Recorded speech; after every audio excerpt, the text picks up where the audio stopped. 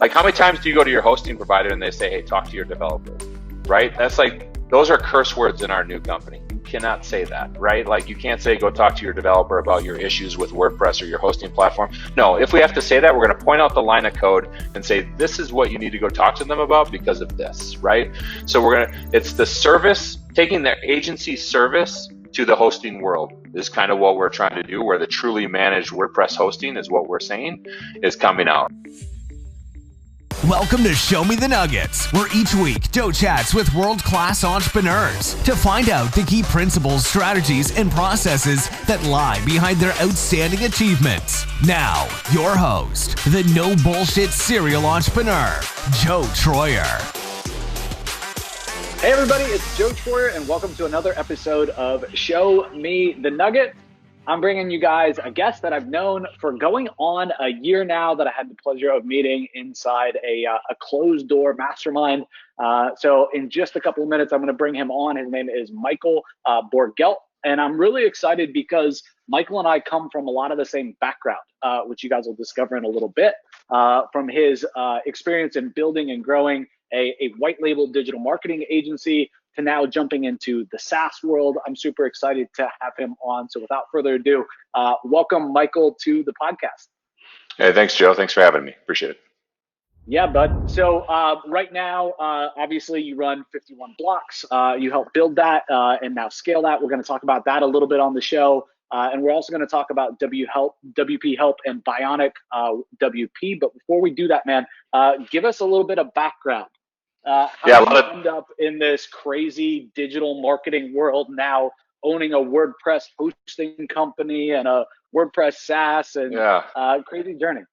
Yeah, it is. Honestly, I usually start back in college days when I used to play college basketball, but then be a computer science major, and everybody would always say, hey, have fun at the nerdery, right? And I'd go off and hang out with all my buddies that are computer science majors. And, honestly, SEO, digital marketing, I feel like it's the perfect mix between somebody that has a computer science mind and business, right, or marketing. It's the mix between, and that's kind of how I started. Started in 2000. Helped rank the website Mortgage 101 for the keyword mortgage on the first page. That obviously I didn't own. Helped do that, and then started my own agency in 2009 after I finished pursuing a refereeing career. I would say I refereed Division I basketball for a while, and then actually made it to the NBA during the 2009 strike season and did that. But then launched my agency in 2009 and have been running it since, 51 Blocks. And I think, as we're going to talk about in a little bit, is the transition out of that into another venture that we've started in the last 6 to 9 months. So that's kind of the high level story. So that's awesome, man. And if you were sharing your screen right now, I'm sure that you'd show the legendary picture of you and Kobe right now. Yeah, absolutely. Always got to have that, especially now with everything that's happened with, Kobe in general. It's like, actually gives me so much more appreciation for that guy, just to obviously how everybody's felt about him. Even though he was a fierce competitor, everybody loved him, right? And even in a strike referee game, preseason game, he was still coming at me, even with all of that. So that's the level of intensity he never wanted to lose, and I respect him for that, for sure. Yeah, man, that's awesome. We'll have to link up in the show notes a picture of that image for sure. Yeah. So we'll get it from you and link it up. But it's epic, man. I'm very envious of that for sure. So cool, man. Tell us about the start of 51 Blocks. How'd you end up starting 51 Blocks? That is now, one of the premier white label SEO and just white label resources out there in the community. Yeah, I mean, I was working for Mortgage 101. It got sold. We were still helping run it. But then I saw that, hey, there's other ability to help other agencies. And me and another man started another company, and then I broke off and did this thing. But we found other agencies reaching out to us to be like, hey, can you help our agency do this stuff? So, and because, no offense, but I suck at sales, right? So white label is like perfect for me, right? It's right in my wheelhouse. Somebody else can go do the sales, and I'll do the fulfillment as a computer science guy. I'm an introvert, right? I don't love talking. Obviously, being on podcasts, super outside of my comfort zone. But as a business owner, you got to do those things, right? You got to do those things that you don't love to do. And obviously, referee in front of 19,000 people, same kind of thing. But you put yourself in those places to help you grow, right? And that's kind of what all this is, even as you run your own agency. But that's kind of how it started. It's funny, is those are the days where you could change Google My Business categories and you'd rank in 5 minutes. Exactly. It was amazing. It was like, gosh, this is the easiest work I've ever done, right? And people would be astonished. That was even like personal injury lawyers you could do that Yeah. with, right? And get those types of rankings. And it was a fun time back in those days of when we first started off. And kind of, I was slow growth. Like in our group, there's the guy who runs the group, is a $3 or $4 million agency. That's what I should be, right? But because I wasn't aggressive with sales or those types of things, that's why I'm not, right? I'm roughly a $1.5 million type of white label agency that we run. But that's because I didn't execute sales at the level or as good as even you are, right? So I love what you said about I wasn't good at sales, so I built a white label agency. What's funny is if you ask my business partner Rob Warner why he started Invisible PPC, it's literally the same thing. It's like people started coming to me, they started asking me if I could do it. I've never even done it before. I said, yeah, sure, I could do it. I'll figure it out. And fast forward, he built Invisible PPC, but he says the same thing. It's like I wasn't very good at sales. Obviously, Joe, that's why I'm now partnered with you. Yeah. And that's why Invisible PPC was built. So I think that's really funny, man. And that's why I love actually watching you present, like, because you and I present at this pretty much the same time all the time now. Yeah. And it's fun to see, like, just how good you are at that, right? Like, just to watch and to try to pick things up. And when I used to play basketball or referee, I always used to pick things from people's game that you want, right? Oh, I like that. I'll take that, right? And that's kind of what I do when I watch sales presentations or when you do your thing too. So thanks, man. I appreciate that. It doesn't mean it's any easier either, right? Like I'm still an introvert at the end of the day. Like I don't like those situations. I don't like speaking to this day. I don't like even getting on this podcast. I get anxiety and it's my freaking podcast, right? But you're right. Like you got to put yourself in the situations that you want to be in. And ultimately, There's no better way to get leverage than running a podcast, running webinars, speaking in front of people, one to many. Like it is the way. And so you got to get out of your comfort zone and you got to do it. And I love the reference back to basketball. You pick the players that you want to learn their moves. You see what they do well and you imitate and you copy. That's how you get ahead. I love that. Yeah, and I mean, anything in SEO or even in anything we're doing, it's not like we're reinventing the wheel significantly all the time, right? We're just being better at execution or things like that. And that's where it's like, oh, I really like what that guy did. Oh, I don't like what that guy did, that blah, blah, blah. And you're adding those things to your tool belt all throughout your process is kind of how I look at it. So let's dive in a little bit to 51 blocks. Tell us about the journey. Who are kind of the key components that you have in 51 blocks? How do you kind of run the business day to day? And then Michael, let's talk a little bit, and I know there's a lot all at once, but then let's talk a little bit about your transition out and when that started, kind of where you're at right now. Yeah, and I think that's actually, the point to be where it's at, because I'm going to talk about the most important person in that a lot in this section, and that's Brittany, right? Brittany is, she started and within 3 weeks was our operations manager, right? She started as an account manager, and within 3 weeks, I saw the potential that how much better she is at managing people than I am, right? So Jim Collins talks good to great, right people, right seats, right? I'm not a great manager, right? Having her in that spot and managing people, that's what she's great at. And as we've kind of grown and moved along, we identified that, this is something she wants to do and run the agency, and I kind of want to go off and do this other thing. So we actually recently, even in the last 3 or 4 weeks, picked off the time when I'll be out and she'll be in, right? And it can be within 3 to 6 months, but like my sister who does is pretty high up in some businesses and stuff, she talked about succession planning. A lot of people don't do this properly and giving you enough time. And that's kind of what I really wanted to make sure that her and I had enough time, and that, she's learning and to be in those situations. Now, as we have conversations, Brittany, what would you do? She asked me a question. What would you do? That's my first question back to her, right? And then kind of us working back and forth between that. But she is, I feel like, one in a million, right? She has lowered the level of my stress significantly. And, that's why sometimes as small business owners, we may not want to pay people a certain level, but she is priceless, right? She is one of the best I've ever interacted with in what she does, and she's amazing, and she takes on any challenge head on, and is, I can't say enough great things about her, to be honest. She's very bright, very brilliant, bounce great ideas off of her. I think, I don't know, it's just, she's she's everything you would want in somebody that's going to come in and do this for you. I think at least that's all So really, from what I know, right? So so you give her a lot of credit, man, and it's awesome to see. I'm curious, like, if you were talking with another entrepreneur who hasn't found that person yet, what advice like would you give them, right? Because in your example, and I think you give her a lot of credit in the story, but you say like it all happened by accident. Yes, but not all, right? Some of it was had to be your leadership as well. But what would you tell somebody that was in your shoes if you look back and they're looking for that ops person to run it day to day and to do the better job that is the better fit in the right butt in the right seat? What advice would you give them now looking back? I think the biggest thing to think about is, I mean, for me, my values might be different than even yours, right? For me, hard work is the number one most thing that I'm not the smartest guy in the room ever. Trust me, I'm not, right? But I work harder than most, right? And that's why I've been successful. And that's for me was a measuring stick that she had to match for me, right? So whatever those values are for whomever, I think they have to match those values because you'll then always be like, well, this person doesn't do this. She works hard, right? And does she work? Did she work as hard as me when we first started? No, but has she learned like how I expect the work to be done? And then she's taught me, hey, Michael, we don't have to service our clients every email on the weekend when they email in. You don't have to do that, right? You're not giving good work-life balance to our employees, to yourself, all of that, right? And it's taught me things. So having the ability to make sure you also be open, you know your weaknesses as well, and listen to those people that you trust. And I trust her.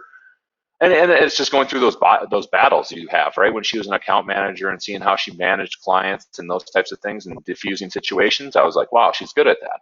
How do we continue to leverage that? And as her and I work together, we figured that out. So she, I think it is a little like it's funny. She told me she applied to the job the first time and I didn't hire her. Right. And then she applied again and then I hired her. Then I saw like, wow, she's really good. Right. So even I make mistakes on somebody that's as great as she is. So, Awesome. I mean, I can't sit here and say I have like, because people ask me, how do you find a Brittany? How do you find a great ops man? Well, I think it's trial and error. I offered the position, not to run the company, but to be an operations manager to two other people, and they both didn't work out. Right. So then she came in, she's worked out, she's been really great. And then I was like, hey, do you want this bigger thing for this succession type of thing? And she was like, absolutely. So it gives her the ability to run an agency that's kind of set up instead of, having to lose all your hair like I did and to start the agency to get it up and running those late. Yeah, I remember in San Diego when I was first started this thing, I was working 6 a.m. to 2 a.m. right, and on weeks on end just to get the grind, get it going, stuff like that. Now I obviously don't have to do that as much because I have the people and the people to help me in that space. So You said something interesting, and I want to unpack it and see your thoughts, and see if it was meant on purpose or not. So many things like aren't meant on purpose, and then you're like, oh yeah, that makes sense. So you said that you had tried to hire somebody for operations 2 times before Brittany, right? And ultimately, it didn't work out, obviously, because now Brittany runs operations for 51 blocks. Um, she had to go through her AD, account director, account manager role before she went into operations. mm-hmm. How much of a telltale sign do you think that was, like her doing well and her understanding the customer before moving into operations? I mean, I think it's huge. I mean, because I'm very customer service focused. So that has to be something that person has to understand as well. And I mean, she just has this ability to tell people they're not doing a good job in the nicest way, right? When I tell people that, it's like I tore down people's world, which I asked my wife. I can bring her in right now. She's at home today, right? She doesn't ask me if she looks fat in those jeans ever, right? Yeah. Because she doesn't want to hear the answer all the time, right? But she Brittany, just has this amazing ability to do that. And when I saw that type of thing happen, I'm like, wow, that's special. That's a gift that not everybody has.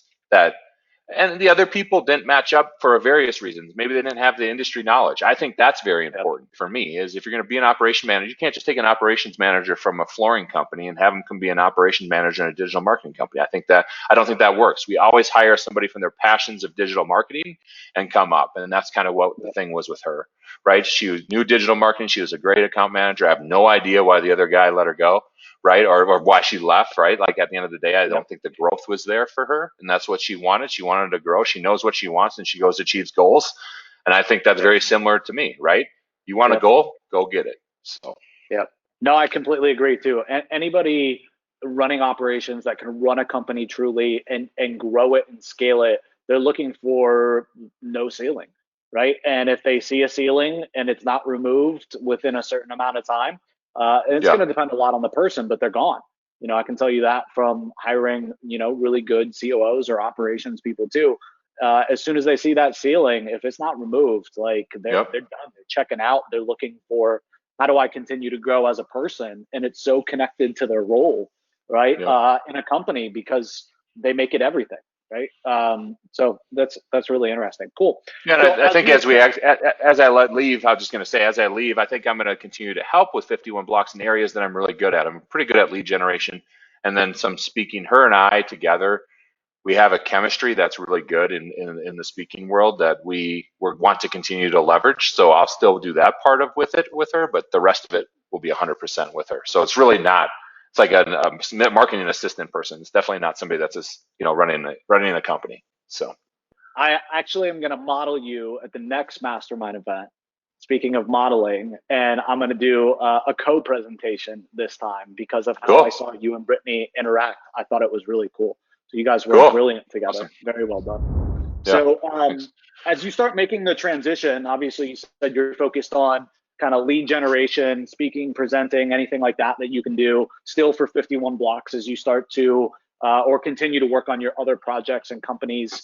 I'm curious, what are the KPIs that you're tracking? How are you managing Brittany and feeling okay with it? Right, as an OCD entrepreneur, right, really caring about customer results and satisfaction, and you're like I am. Hard work is very important, but results and customer service are just as important. I know that you care a lot about this business. So how do you start to remove yourself from that? What are the KPIs that you use to say yes, like everything's okay? Yeah, and I think we're starting to work on those now. We actually, just for like actual numbers themselves, we've actually switched to using Stripe as a payment processor, which then we're putting into Barometrics, which shows you a ton of information about your business. And I know people say, hey, that's just for SaaS, blah, blah, blah. I don't think so. I think you can use it for your agency as well to see real numbers about every lifetime value, average customer, your churn, your revenue churn, your user churn. Those things are completely different. Those types of numbers are very important to know. So we're starting to monitor those now so that over the next year and a half to 2 years that we have a good baseline so that we know, hey, this is what we should expect. There are certain revenue goals we need to hit, obviously within reason. And then there's, at the end of the day, it is about profitability, right? She's got to maintain. You can't say, hey, I'm going to continue to run the business, and then all of a sudden my profit goes to 5%, 2%, right, or negative, right? So there's certain profit goals she'll have to hit inside of that, and then anything above that will be, hey, great. Like we're actually setting it up where we get to X number of profit.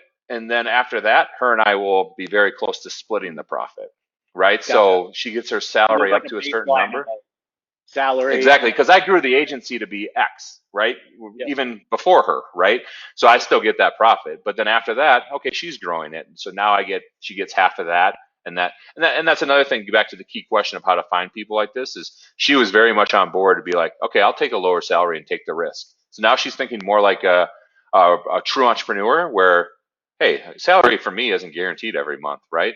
Where you have to, like, she's thinking, okay, hey, on the flip side, if I make more money, if I make the company more money and I keep my margins low, I'll make more money. Cool. Now she's starting to think like a business owner and stuff like that. So as we kind of go through those KPIs of, revenue and then churn, and client happiness is a revenue or a KPI that we're keeping track of. Obviously we don't want a huge churn or even upset clients and things like that. And that's where she really is. she's really great. She's great at talking to clients and doing that type of stuff. So That's awesome, man. Yeah, makes total sense. I love that you did the she'll hate me for saying this, but I love that you did the baseline and you didn't just give it to her, right? Because the respect that she'll have at the end of the day when she hits those targets, and we know that she'll hit them, right? yeah, It's like her point of view will be completely different. So I love that you weren't just like, all right, you made it, congrats. yeah. Yeah, you got to make somebody work for it, and her respect level then will be completely different. Her appreciation too. So I love Well, that. it's funny because I made her jump into sales for the exact same reason, right? Because as an operations manager, sometimes we forget how hard it is to close a deal. So Yeah. she's had to go out and do that, and she's realized now, wow, it is hard to close deals, get them in the door. So we got to do everything we can do to keep them, and she's learned that over the last year and a half. So Yeah, there's nothing like that firsthand experience, right? Whether it's yep, fulfillment learning sales or sales learning fulfillment, just the flip of the coin so that they can see what the other side or who else in the business they can experience, their pain, their frustrations firsthand is there's a lot invaluable to less really take bickering away. between the two once you do that. So Yeah. I found in multiple businesses that I've been a part of that there's always some type of sales versus fulfillment conundrum, right? Always.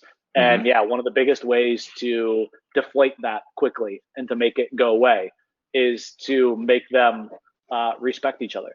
And the way that we found best to do that is to make people basically play the other role and to cross train. And it takes time and it sucks, but they yeah, really get a respect for it, right? You get yeah. somebody running fulfillment that's like a operations person, and you teach them or make them go through sales training and actually make a sale. Like they're going to be very happy at the end of the day that they don't have to do that. Yeah, exactly. I think that's it's very smart to do that for sure.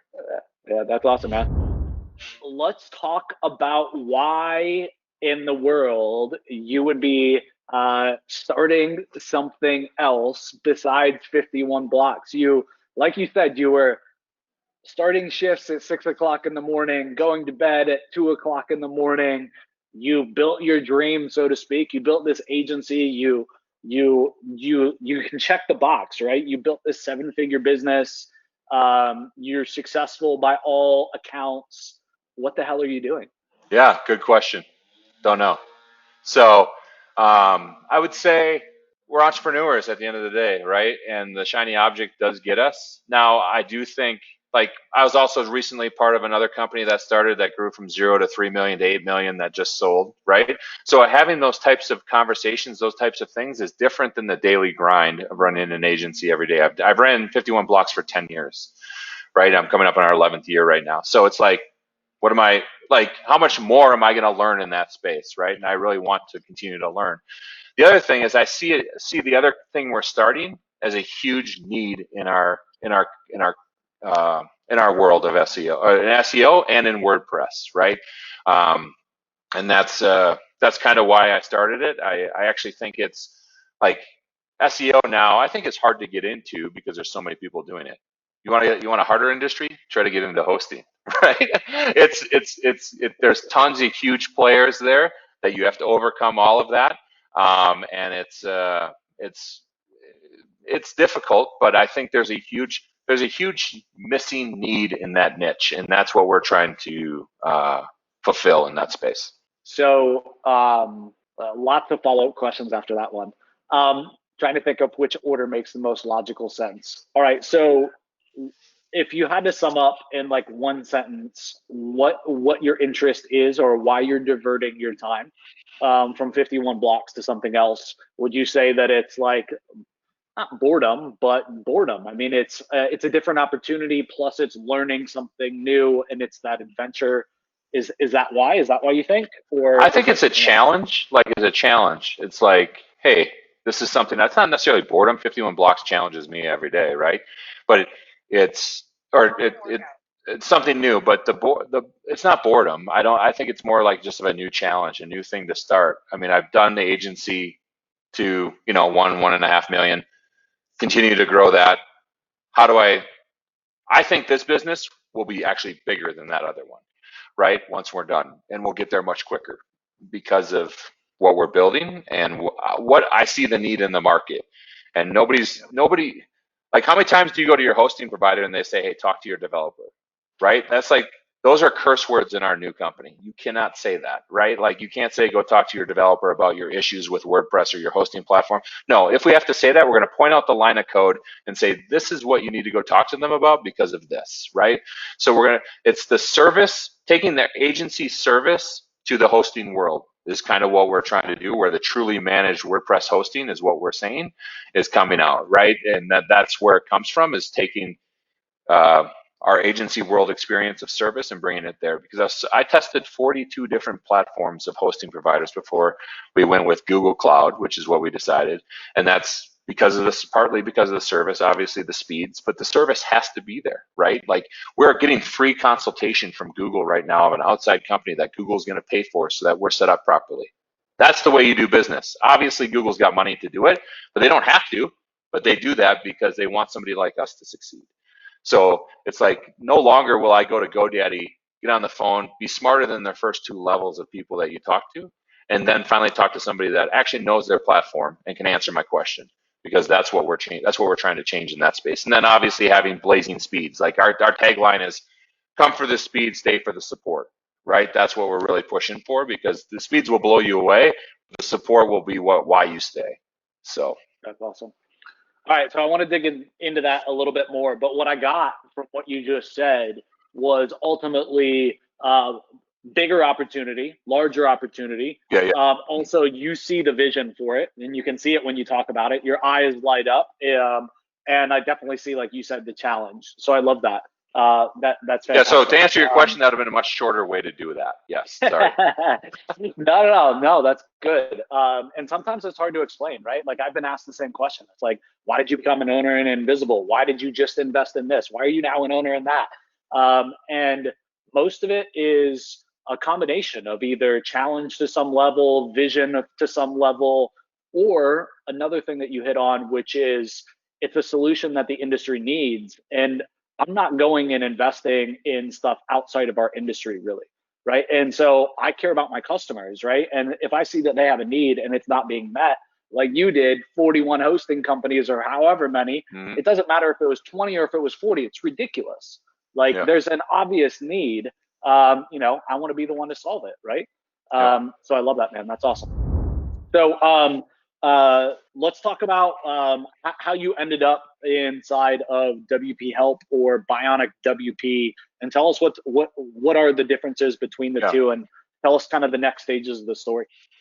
Yeah, so about almost a little over a year ago, I hired a gentleman from Pakistan. His name's Abdul, right? And he used to use the VP of growth at Cloudways. So if you're in the hosting world at all, you know Cloudways. He helped them grow pretty significantly, right? And somehow, to be honest, like lightning struck twice. I have Brittany and now I have Abdul, right? So Abdul comes in, and within the first week, a year and a half ago, or a month ago, he was like, we need to build this platform. And I was like, dude, you're crazy. We're not doing that. 7 months ago, or 5 months ago, we built the platform. It's like my wife when she puts seeds in my brain, and then I'm like, hey, I got this great idea. And it's really her idea from 6 months ago that I'm talking about. That's what happened, right? I was like, hey, we should build this platform. And he's like, yeah. So we started to build it, and the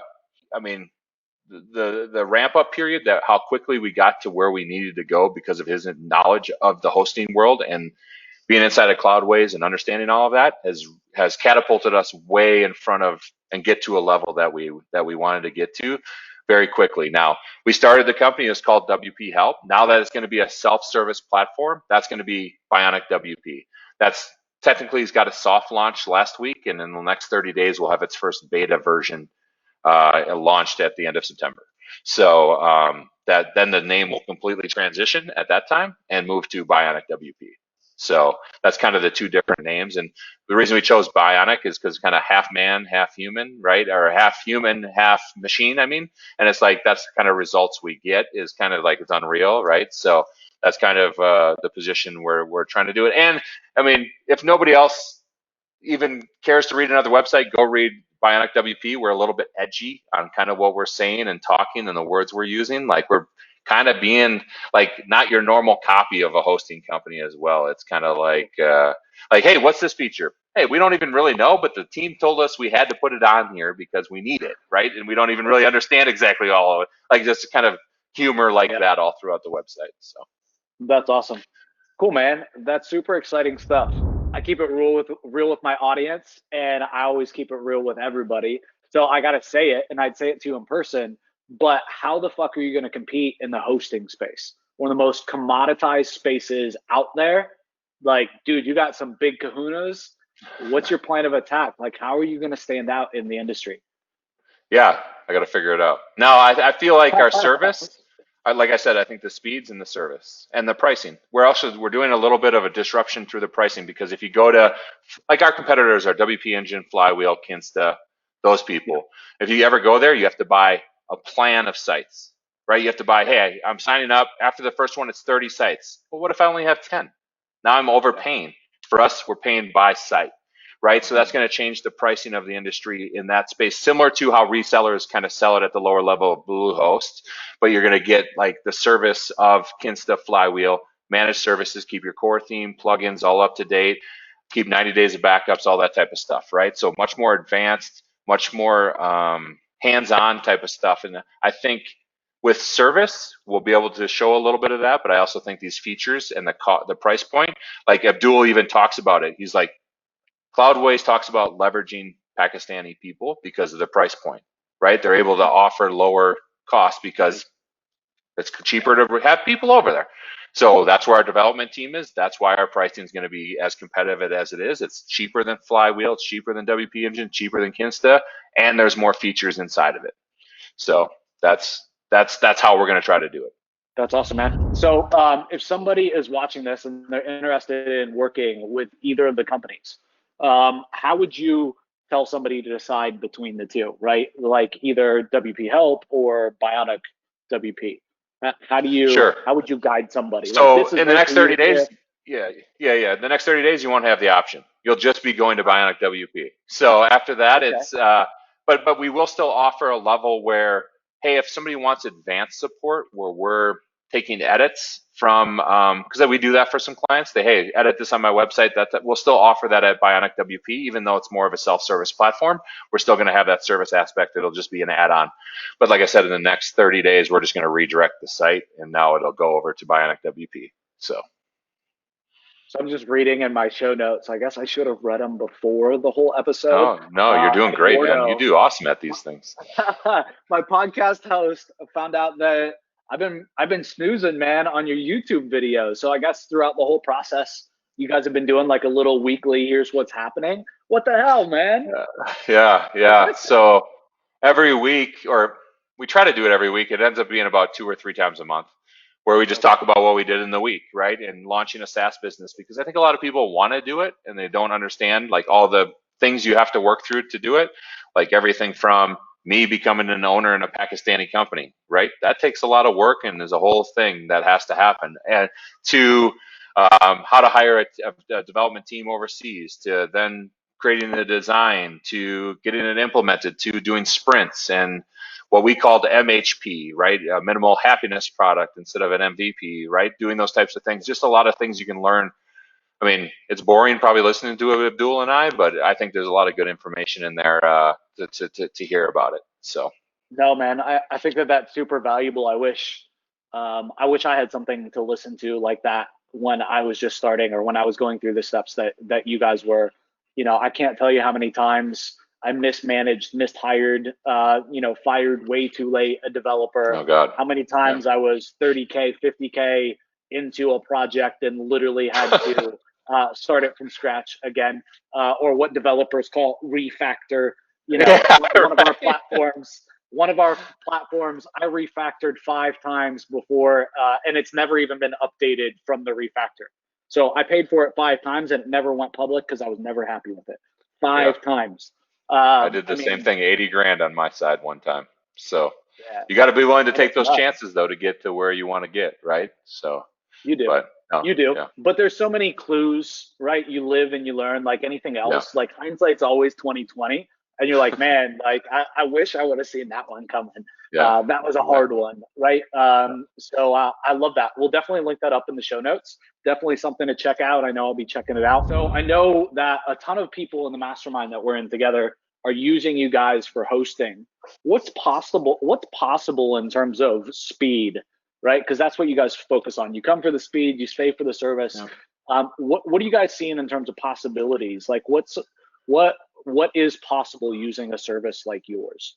Yeah, so I mean, there's extremes like sites that load in 30, 40 seconds are now around 2 seconds. So we can take that type of off of it, or a site that loads in 7 or 8 seconds can be under a second.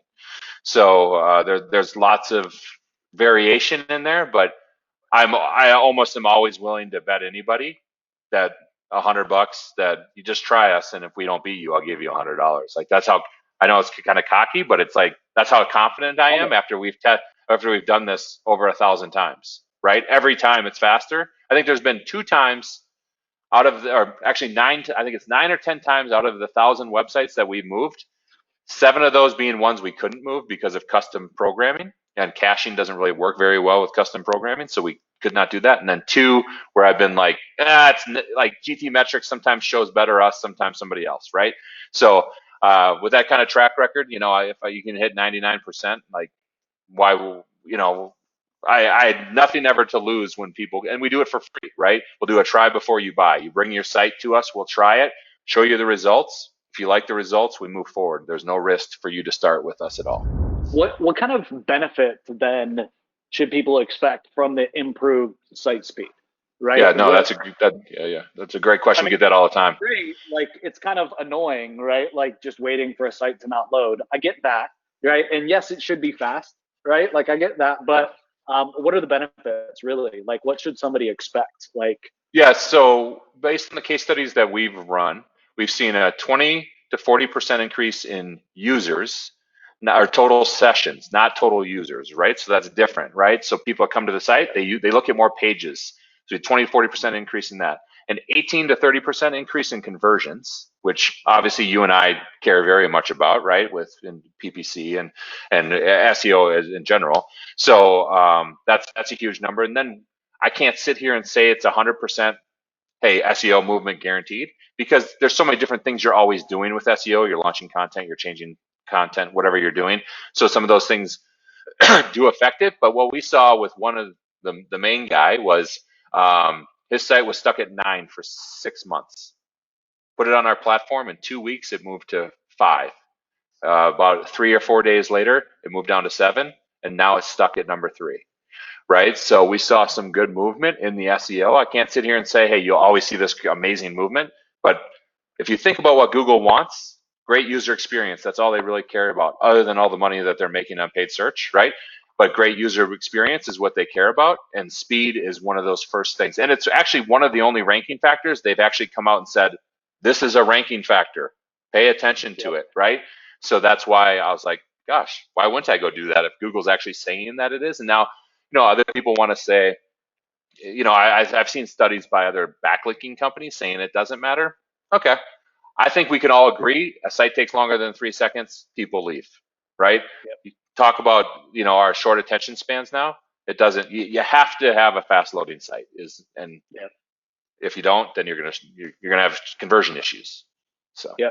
I mean, if you're losing users, that's not good, obviously. And, I'm positive that, usage signals from visitors are a part of the ranking factor. If Google sees 100%. people bouncing all the time, right? Yep. I mean, they obviously keep track of it with PPC. It definitely goes into your page or your quality score, your bounce rate. It's got to then, I believe, be factored into then organic. And so if you got a slow loading site and it sucks, people are leaving, they're bouncing. You got to think that that's being correlated into, the factors. Yeah, and that's exactly what I believe as well. All those metrics Google's looking at inside of Google Analytics and Google Search Console is part of, like, how smart was that for them to give away analytics to then collect all this data to then make better decisions for their users, right? 100%. Quick fire here. We're going to wrap it up. All right, let's go. Got to get in a couple more questions, man. What's the biggest takeaway that you would give somebody going through the SaaS building journey so far, right? What would the top 1 or 2 takeaways be? Like, man, if I just knew this, right? You know, I would have saved myself some money. I would have sped up the process. I would have saved myself a bunch of heartache. What would you say? I think having the right person in the seat, right? Like I'm huge. Is he passionate? Right seat, you know, right person. Passion has to be a big thing. Like with Abdul, he works 20, 30, 50 hours in a row. I'm not even kidding. Like, but he loves it. He's like, oh, I'm so geeked on hosting, blah, blah, blah, blah, blah, speed, this stuff. So having the right person in that seat is the number one thing. And that's hard to find. But when you find it, you know it. If you start looking for it, if you look across your agency and you're like, that person is a right person, right seat. And that's like you're great at sales. You're good at it. You're personable. That's a right person, right seat, right? And you like start seeing those things. That's where it's like, wow. And I know it's hard to say people. That's the biggest. Well, it is. I'm sorry, but that's why we're gonna have great growth, because Abdul knew it and he's passionate about it. So yeah, makes perfect sense, man. All right, so last question. Instead of asking you to recommend 3 books, which I feel like is like the end question for every podcast, I like to do something a little different. I know that every entrepreneur that's on the show is going through a different journey, is at a different place in their life. And so I like to ask, based upon where you're at right now with 51 blocks and your WordPress journey, as you look at your 2 businesses and what you have going on in your personal life, what's the one book that you think has made the biggest impact on the way that your business is sitting, acting, and behaving right now? Well, the one that's on my desk, right? It's product-led growth. And the reason, like, it's not personal, so I'm a little sad at myself that I didn't come up with something better than that. But It's great. Obviously, it's product, so it very much fits what WP Help is. But for 51 blocks, it's changed even how we're going more towards a productized service at 51 blocks, right? So instead of just providing a service, it's productized, right? SEO is SEO. You do the same 50 things on every campaign over time, right? And that's kind of what it is, and that's what this book talks about, and that's what it's really great at. Wes Bush in that book does it. I've listened to it 4 times. I don't read books, I listen to them, right? So I've listened to it 4 times though. So I'd recommend that one. Wow. Yeah, I'll definitely check that out. I'm an avid book reader. I used to go through Audible. I find that I actually, for some reason, reading the words, it sticks better in my head. I can remember it better. I don't know. It seems like Audible, I can tune it out pretty easy, especially going 1.5, and 10 minutes later, I'm like, wait, what just happened? But also, like, with a book, I don't know. I feel like I'm either going to be like voracious with it, and I'm not going to put up with something that I don't like either. If I pick up a book and I don't like it, I can't make myself finish it. If I listen to something on Audible and it's kind of like, I'm like, it's just another like 6 hours. And then am I really paying attention during those 6 hours? Like, no. So selfishly, I like to ask this question about the books, because I know, like you said, you read it 4 times. Like, chances are you listened to it 4 times. Yeah. Chances are I'm going to love the book as well. So thanks for the recommendation. Yeah, I would just say this. I'll challenge you to read as many books as Abdul does. He says he reads something like 100 and some a year. So it's insane. The dude cranks out books. He's always got recommendations on that stuff. And he's the one that taught me that if you start a book, you don't have to finish it, which was very hard for me, right? And I think that's a great point. If you don't like a book, put it down. Go to the next one. But for me, it's like, if I start something, I have to finish it. And that's not what has to happen. So yeah, no, that's a great tip. Yeah, thanks for bringing that up, Michael. Man, this has been great. Thank you so much. Appreciate it. Thanks for coming and sharing your story, your takeaways, your journey. It's been awesome. We'll make sure to link up to your companies and all the cool stuff that you guys are doing right now in the show notes. And man, we'd love to have you back in the future. I appreciate it, Joe. Thanks so much. You're awesome at doing this. I got lots of lessons today on how to do it. So thanks. Appreciate it. Appreciate it, man. See you, everybody. I hope you guys enjoyed another episode of Show Me the Nuggets. Do us a favor, leave us a review. It would mean the world to me and to the team, to Michael, and to everybody else. Have an awesome, awesome day. Joe Troyer signing out.